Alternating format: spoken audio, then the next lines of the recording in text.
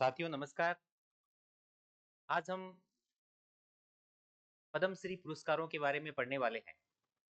अभी यानी 25 जनवरी 2026 को केंद्र सरकार द्वारा पद्म पुरस्कारों की घोषणा हुई। पद्म पुरस्कार सर्वोच्च नागरिक सम्मानों में शामिल होते हैं। इसमें राजस्थान के 3 व्यक्तियों को इस सूची में स्थान मिला। इन 3 व्यक्तियों को पद्मश्री अवार्ड के रूप में नवाजा जाएगा। साथियों, इन 3 व्यक्तियों को पद्मश्री अवार्ड ही नहीं मिला है। आप ये मानकर चलें कि अभी जो भी कोई परीक्षा आयोजित होगी उसमें से इससे जुड़े हुए प्रश्न बार बार पूछे जाते हैं और हमेशा आने वाले एग्जाम में पद्मश्री पुरस्कारों से क्वेश्चन बनते हैं। यानी आपका आज इस क्लास से आपका एक प्रश्न सही होने वाला है। इस सूची में राजस्थान के 3 व्यक्तियों को स्थान मिला है। ये 3 व्यक्ति कौन कौन है? हमेशा ही जब भी पद्म पुरस्कारों की घोषणा होती है तो हर एक बार देखा गया है कि राजस्थान के जो कला है उससे संबंधित व्यक्तियों को पद्म पुरस्कार दिए जाते हैं। अब की बार भी सेम ऐसा ही रहा।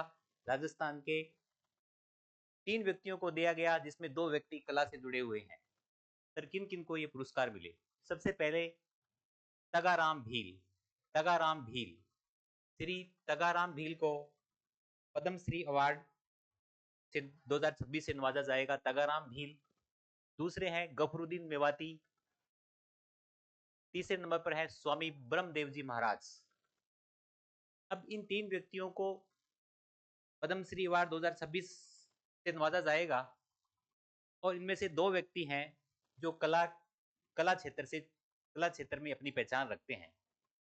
तो इनके बारे में तगाराम भील। तगाराम भील कहाँ के हैं? सबसे पहले यही क्वेश्चन पूछा जा सकता है कि तगाराम भील जो हैं वो कहाँ के हैं? वो जैसलमेर के हैं। सबसे पहले तो अपने को यही याद रखना है। फिर इन्हें किस श्रेणी में मिला है? तो इन्हें कला श्रेणी में मिला है, आर्ट। और इन्हें किन उपलब्धि के लिए यह पुरस्कार दिया गया है? तो अलगोजा वादक। किसके लिए?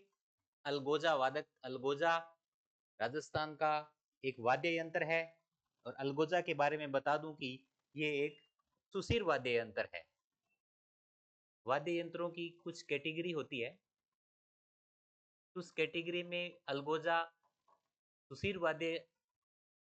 वाद्य यंत्र के अंदर आता है और ये राजस्थान का राज्य वाद्य यंत्र भी है।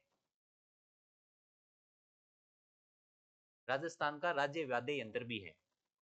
और इसमें दो बांसुरी होती है। सुशीर वाद्य यंत्र वो होते हैं जिन्हें फूंक से बजाया जाता है, यानी उसमें जो हवा भर के जो वाद्य यंत्र बजते हैं उन्हें सुशीर वाद्य यंत्र कहते हैं।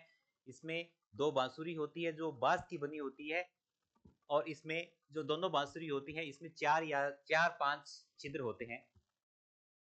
और आप सभी को पता हो कि रामनाथ चौधरी जो राजस्थान के प्रसिद्ध अलगोजा वादक हैं, जो नाक से अलगोजा बजाने में सिद्धस्त हैं। ये भी बात आप एडिशनल बातें हैं, आप इसे नोट कर लें।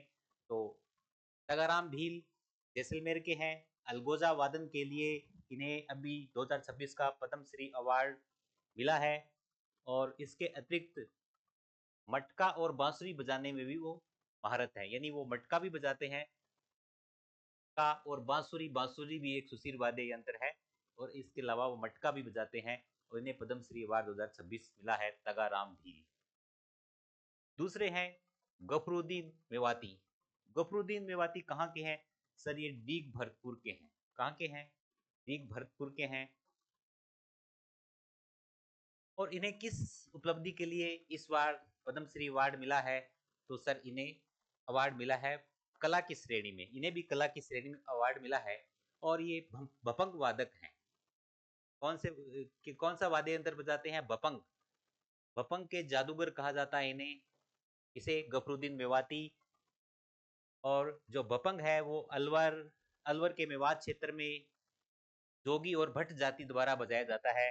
भपंग वाद्य यंत्र और भपंग वाद्य यंत्र है वो किस प्रकार का वाद्य यंत्र है? वो तत्वाद्य यंत्र है। तत्वाद्य यंत्र है। कौन सा है? तत्वाद्य यंत्र है। तत्वाद्य यंत्र कौन सा होता है? तत्वाद्य यंत्र होता है जिसमें तार तार के बजाने से जिसमें ध्वनि आती है। तो बपंग में भी एक तार होता है, तो तार से ध्वनि उत्पन्न होती है। और बपंग को टॉकिंग ड्रम कहा जाता है। टॉकिंग ड्रम, बपंग को क्या कहा जाता है? टॉकिंग ड्रम कहा जाता है, क्योंकि इसमें मानवीय जो आवाज है, टॉकिंग ड्रम मानवीय जो आवाज है उसके समान इसमें आवाज आती है। इसमें बपंग में, इसलिए इसे बपंग को क्या कहा जाता है? टॉकिंग ड्रम कहा जाता है।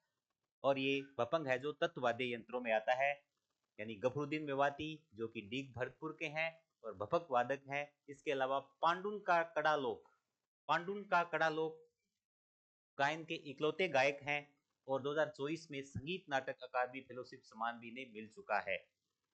पांडुन का कड़ा क्या है? एक हमारी जो पुरानी लोक कला है, पुरानी जो कला है उसका उस कला को बजाने वाले ये इकलौते गायक हैं, पांडुन की कड़ा।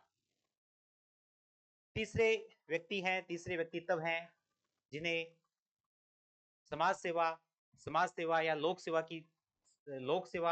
या समाज सेवा की श्रेणी में ये पुरस्कार मिला है, यानी सामाजिक सेवा में ये पुरस्कार मिला है। किन्हें मिला है? ब्रह्मदेव जी महाराज सामाजिक समाज सेवा, नैतिक मूल्यों और जन कल्याण में योगदान के लिए 2026 का इन्हें पुरस्कार पद्मश्री अवार्ड मिला है। ये इनके संबंध में क्या है? ये श्री गंगानगर से हैं। ये कहाँ से हैं सर? श्री गंगानगर से हैं।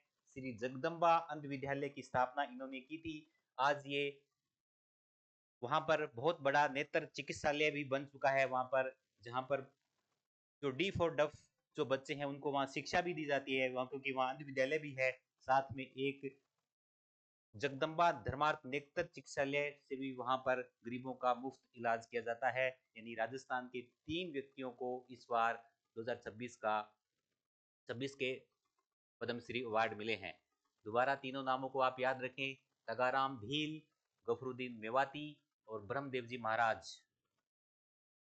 और इनके साथ में जो इनकी श्रेणी है और वो कहाँ किस क्षेत्र से आते हैं वो भी आप इनको आपको याद करना चाहिए, क्योंकि जिस प्रकार का पैटर्न बदला है उसमें इससे गहराई से क्वेश्चन पूछे जा सकते हैं।